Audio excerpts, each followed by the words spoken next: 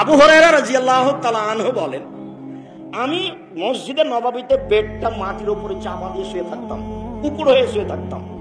সাহাবীরা আমার গায়ের উপরে পা দিয়ে চলে যেত, ওরা মনে করতো এটা পাগল, আমার কোনো দামই দিত না।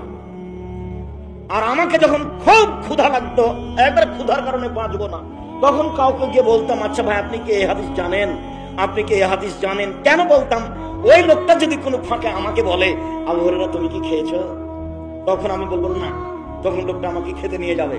উনি সরাসরি খাওয়ার কথা বলতেন না, উনি মানুষকে মসজিদে কি বলতেন, আপনি কি এই হাদিস জানেন, আপনি কি এই হাদিস জানেন, কেন বলতেন? কোন ফাঁকে লোকটা যদি বলে, আবু হুরায়রা তুমি তো হাদিসের কথা বলছো, তো তুমি কি কিছু খেয়েছো, তখন আমি কি বলবো? আমি বলবো না, তখন লোকটা কি করবে, আমাকে খেতে নিয়ে যাবে। ইনি হচ্ছেন আবু হুরায়রা। আবু হুরায়রা রাদিয়াল্লাহু তাআলা একদিন আল্লাহ নবীকে বললেন, আল্লাহ নবী আমার মা আপনাকে গালি দেয়, একটু আমার মায়ের জন্য দোয়া করেন তো আল্লাহ নবী। তখন আল্লাহ নবী বললেন, আল্লাহুম্মা হাদি উম্মা আবি হুরায়রা, আল্লাহ তুমি আবু হুরায়রার মাকে হেদায়েত দান করো, এই দোয়া করলেন। এবার আবু হুরায়রা বাড়ি যাচ্ছেন, দরজা বন্ধ। বলেন তো কি দেখাচ্ছি আপনাকে? সবচেয়ে গরিব মানুষের বাড়ির কি আছে, বাহির দরজা আছে।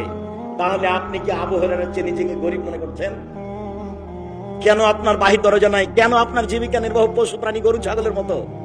আপনি বাড়ির চতুর্দিকে ইট দিয়ে ঘেরেন, একটা দরজা করেন, নইলে চট দিয়ে ঘেরেন, চট বুঝেন না, চট ছালা বুঝেন না, সেটা দিয়ে ঘেরেন, একটা দরজা করেন।